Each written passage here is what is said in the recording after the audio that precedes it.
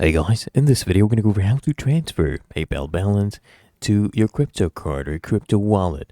Now, I suggest you use websites like Paxful, okay, where you can actually buy crypto. You choose the crypto you want to buy, and the payment method involves, for example, PayPal, right? That's a valid payment method. You find offers for that cryptocurrency and you choose PayPal as the payment method, enter how much you want to, spend, and you can find offers and you'll see the best offers for you for the amount you selected. So try to be reasonable with the amount and choose a coin that is being widely traded. You can try on Binance as well, the P2P market that they have.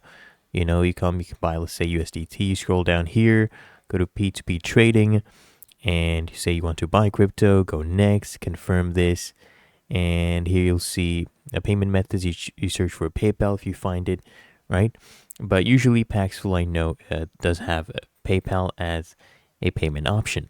So that is how you go about it. If you found this helpful, make sure you smash that like button and subscribe to App Mentor.